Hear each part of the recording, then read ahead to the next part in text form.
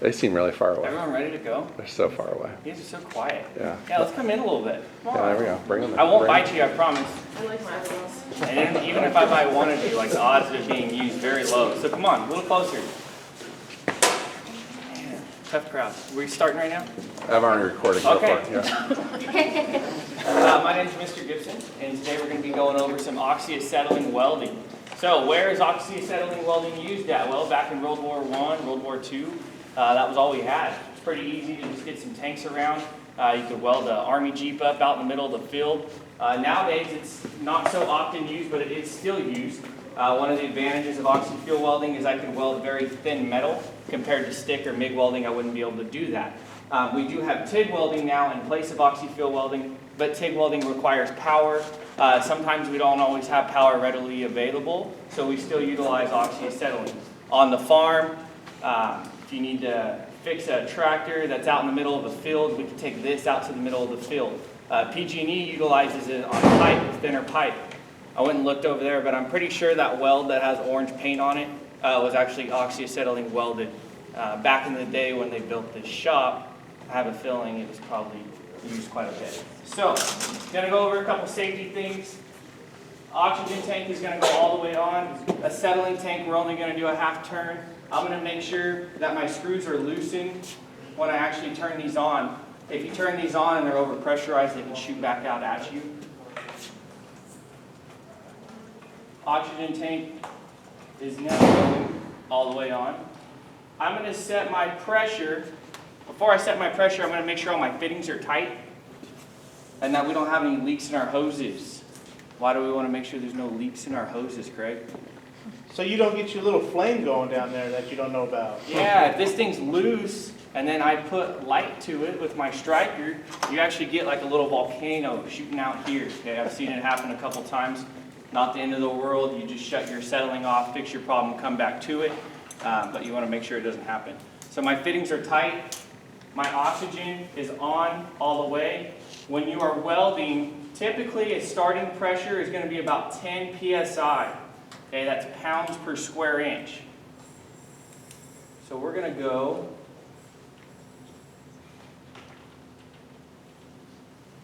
right to about 10 psi. My acetylene pressure, give it a half turn. We're going to go to 5.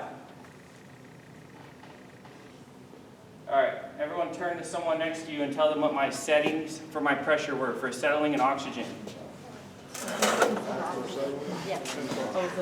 All right, Chris, what was my oxygen? 10. And Bull, what was my acetylene? There we go. Okay, so my machine is all set up, ready to weld. Now we're going to prep our metal. I've already used a wire brush to clean my base metal. A lot of people think that since it's oxy-fuel welding, you don't have to clean your base metal, but that's not true. Okay, you want to get a nice weld, and in order to do that, we're going to remove all the mill scale from the weld joint. I'm going to gap my weld joint about 1/16 of an inch so I can get proper penetration. And we are ready to strike this. I have my gloves, my long sleeve, my pants, closed-toed shoes, my welding helmet. You only need shade 5. Okay.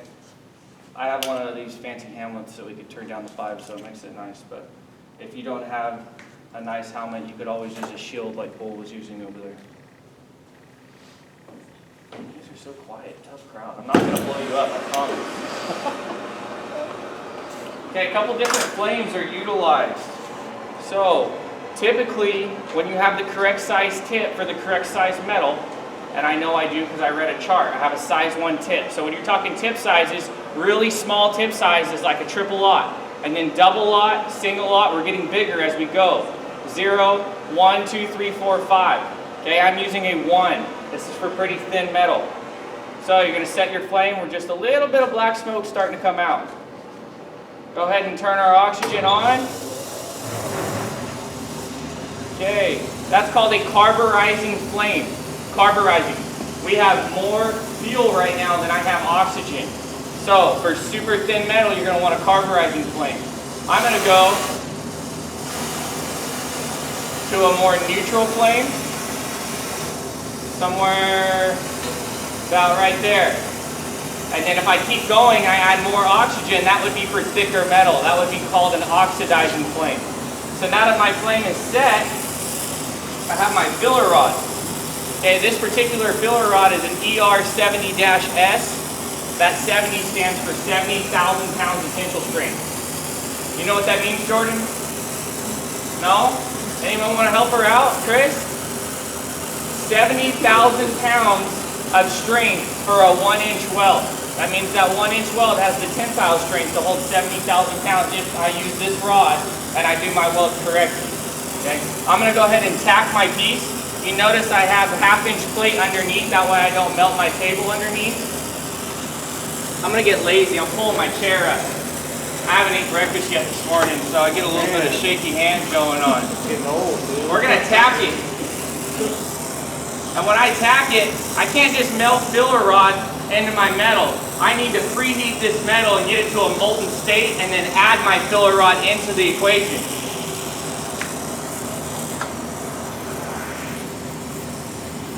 It's steel gap 1/16 of an inch.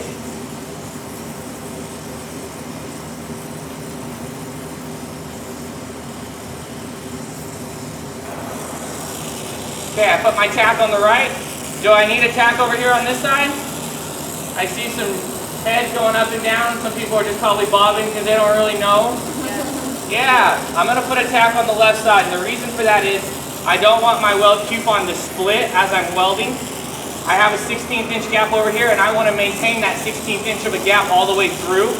And another reason is when you get to the end of the weld puddle, it's going to start getting hot, and if I have a tack there, it's going to be less likely to blow out at the end. Okay? Now, as I start moving, I'm going to go ahead and lay this second tack down.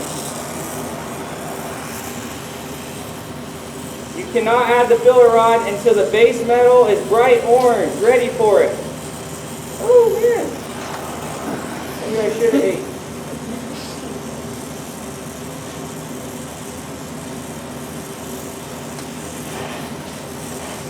Okay, it was a little cold. I'm going to sit here and let it warm up, let that tack fill in.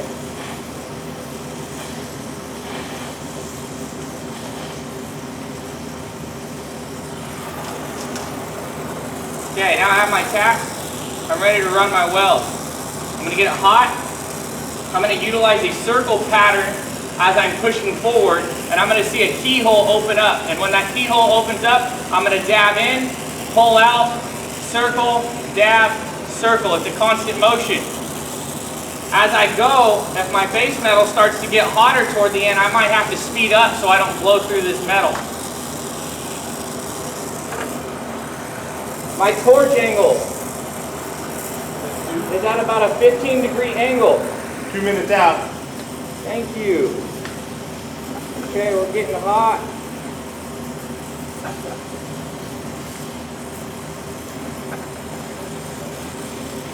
Oh yeah, she's looking good. If only I can get my hand to stay still.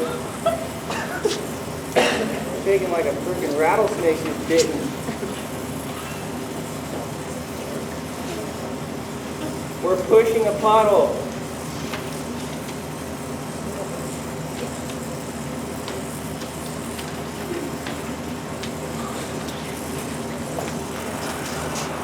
Okay, my heat's not quite hot enough. We're going to turn this flame a little bit more oxygen.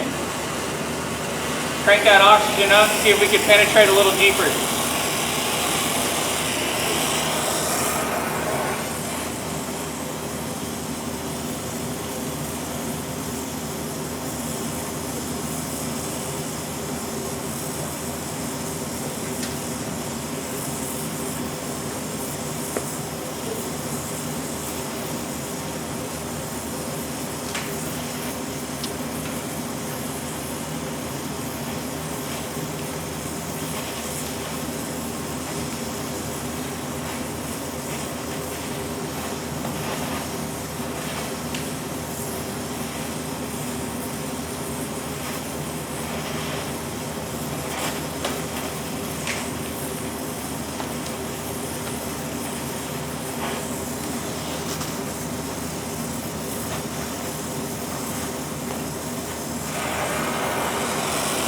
Yeah, I'm not going to sit here with my head down for 30 minutes doing a weld when I'm supposed to be teaching you guys. So we're going to shut it off first. My oxygen's coming off first. then my acetylene is going to come off, okay? What do we notice about that weld? It's beautiful. No, it's not. There's nothing beautiful about oxy-fuel.